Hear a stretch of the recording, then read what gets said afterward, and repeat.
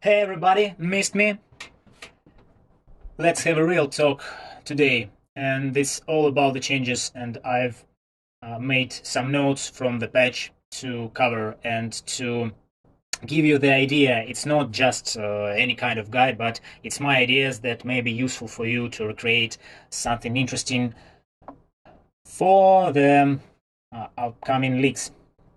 Let's begin. The first one was the Stormseeker gloves, and the first thing that came to my mind when I saw the increased effect of elements is just taking the elementalist, taking Vaal Toxic Rift with additional 15% effective shock on the tree, and just leeching energy shield and mana, which is really easily obtainable for any kind of build, and use that mechanic with free maximum shock, as it's the huge amount, and with the elementalist we have 15%. We just need some minor investments on effective shocks while leeching energy shield, and we just get the chill and shock immunity for this, and that's really great. Next thing that I liked is Vaal Arctic Armor, and this thing gave me the idea of self-freezing, and when you are frozen you take really a low amount of damage. There is one interesting interaction. You can be frozen, but with taking the Juggernaut Ascendancy or Trickster Ascendancy, you can still act, and I think Trickster would be even better for this. And also we can utilize Barracks Ring for additional armor. I think it's Barracks Grip, as far as I remember. No, Barracks Pass. It's Barracks Pass. Yeah, plus 5000 to armor while frozen, and with 2 the strings these are 10,000 armor while frozen, and this gives me some ideas of maybe any kind of armor stacking with just 3 base 10,000 armor with Arctic armor when you are frozen, but you actually act, because the Trickster Ascendancy now, since the previous leak, allows us to have action speed at least 108% of base value, and that's why freeze won't even affect us anymore. The next thing is Tainted Pact. Taking chaos damage over time heals you instead while leeching life, and this gives me the staking poison on ourselves and forbidden taste.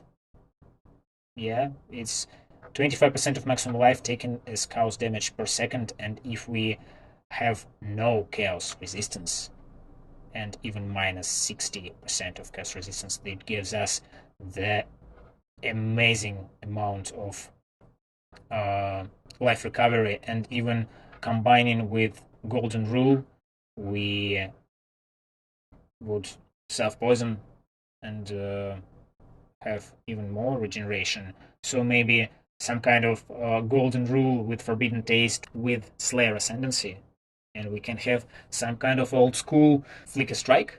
And the next one is Widow Hail. It's the new bow. Take it with Elemental Heat, take the huge quiver, and you are done, because we don't need for the Elemental Heat any stats, just crit chance and attack speed. And if you, for example, take Slayer or Assassin, we don't care about our base critical chance, and we only care about attack speed. And it's not the worst attack rate. It's 1.4 attacks per second, so I think it's really scalable. To fall is the another thing that was changed, and scaling with cold damage on power charges, I think is an insane thing.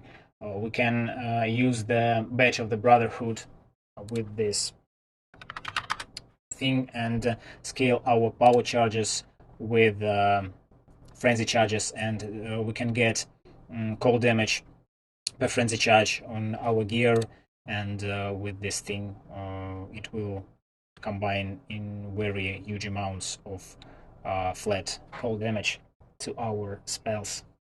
The updated Halcyon amulet now has freeze spreading, and what does it mean?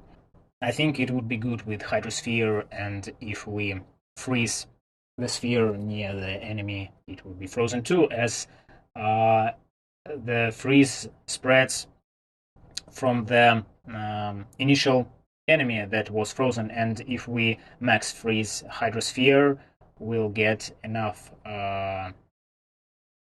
effectiveness to completely freeze the endgame bosses. Am I right? Let's see.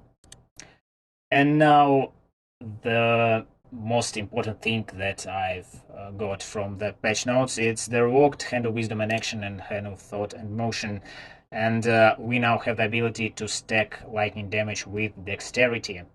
And I think if we combine two of these claws and get some kind of all attribute stacking with the Inquisitor, we can get huge damage. Color of the Storm now looks like a great skill itself without any addition of some kind of Herald of Thunder builds, because it's now level 30, and at level 30 it has base damage of 1248 to 3743 lightning damage with the cooldown of only 0.2 seconds, and we just can crit enemies with our Cyclone, and not to waste any notes for the attack speed, and just do not lose mobility while mapping. I'll try this league because it has a great critical strike chance. With some cooldown reduction, we could have around 8 procs per second, and I think it's the best flat damage that we can get from a triggered spell, and with this cast rate. Things became even more interesting with the Rock of Shroud of the Lightless, when we can have 3 abyssal sockets on it and the penetration per abyss javel, and with Darkness Enthroned, buffed Darkness Enthroned, with some other stuff from the abyss, we can get some huge penetration, and we won't even need that fancy amulet that all of you know. For penetration, just count, you can have around 20 abyss jewels on you with some kind of boots with abyss jewel, glove, some gloves, helmet, Darkness Enthroned, Shroud of the Lightless, and some jewels on the tree, and we can have maybe 60% increased maximum life per abyss jewel. That's just mind-blowing. I'll try it too. And the Techrat's Gaze is just even more interesting thing for the builds connected to shields. We can have Spectral Shield Throw or Shield Crush with additional 100% critical strike multiplier with our offhand. It's amazing. And let's move to other minor stuff, some revokes of the tree, and etc. New option with gaining accuracy rating equal to your intelligence allows you to maybe accuracy stacking with intelligence. Intelligence stacking on the Juggernaut comes back to life. Let's see that. And 10% of armor also applies to cast damage taken from hits. Allows us just to forget about the armor, as sometimes we couldn't get that fancy 10%, 10, 12% that were not enough to get our 100% physical damage converted to some other types of damage taken. So that's amazing thing. Increased armor and shield from equipped body armor if equipped gloves, helmet, and boots all have armor and energy shields. Again, a huge buff for some armor stacking builds with big basic armor and with Juggernaut Ascendancy, with doubling and then 100% increased armor gives us lots of opportunities to utilize this free mastery. This is the same as physical damage taken from hits taken as chaos damage. So I was a bit wrong, and I was talking about this stat, and 10% of armor also applies to chaos damage from hits, highly utilizes with the Juggernaut Ascendancy. Non-wild strike skills target one additional nearby enemy is the great thing too, but it's not that great compared to others. Immune to poison if equipped helmet has higher evasion rating than armor. Immune to bleeding if equipped helmet has higher armor than evasion, and that's the game changer here, because now we can get some some bleed or poison immunity from the implicits on our jewels, and the other one we can get from the tree with only one skill node taken, and it's great. 25% more spell damage if you've been stunned while casting recently, and some kinds of new archetype of builds with more spell damage if self-stunning maybe. It's just a good variant, I think. Dealing 10% more chaos damage to enemies which have energy shield, and it's great for poison builds. Just free 10% more chaos damage, as chaos damage don't affect energy shield of our bosses. Inherent attack speed bonus from dual wielding is doubled while wielding two claws. Just more attack speed with our claws. Enemies permanently take 5% increased damage for each second they've been frozen by you, up to maximum of 50%. And stacking freeze on big bosses with low numbers of freezes, for example 0.3 seconds every hit, every 1 second, and we can get just 50% more damage. That's an option I'd like to consider in the future.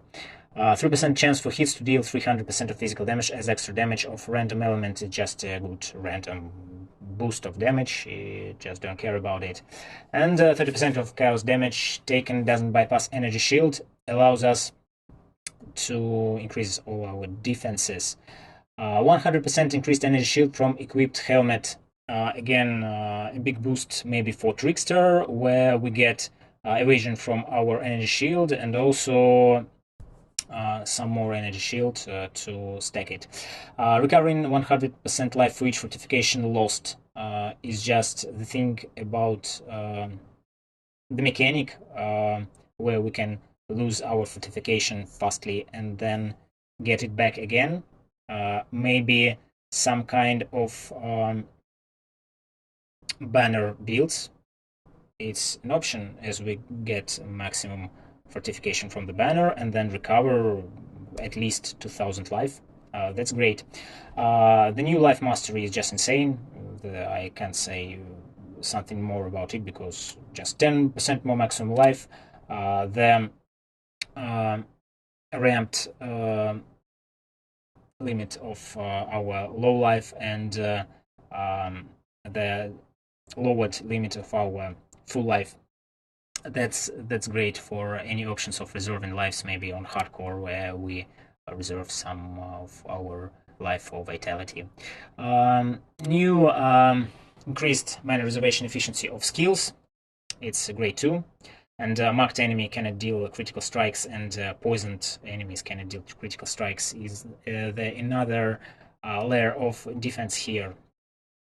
Inflicting fire, cold, and lightning explosion on enemies when you suppress the spell damage is a bit random, but you need to have tanky build with this, but it's an option too. And preventing plus 1% of suppressed spell damage per hit suppressed recently, and minus 2% chance to suppress spell damage per hit suppressed recently with new revoked Green Nightmare Jewel is insane, and we just need to take as much suppress damage chance as we can possibly have, up to maybe 200%, and at some point we won't get any spell damage. And new multi-shot cluster has been added by the northeast of the range's starting location. Multi-shot grants attacks fire an additional projectile, and that's great. We do not need expensive quivers and bows now, and we can roll another modifier there and get some additional projectile on the tree. And Master Fletcher notable passive no longer provides attack speed with bows, and it has another bow attack fire, an additional arrow, and it's another game changer. That's why we get more projectiles from the tree, maybe with Deadeye Ascendancy, and we do not roll them on gear. So that's all I wanted to speak about now. Maybe share some of your ideas in the comments and we'll discuss it. So good luck at the start of the league. See you next time. Goodbye.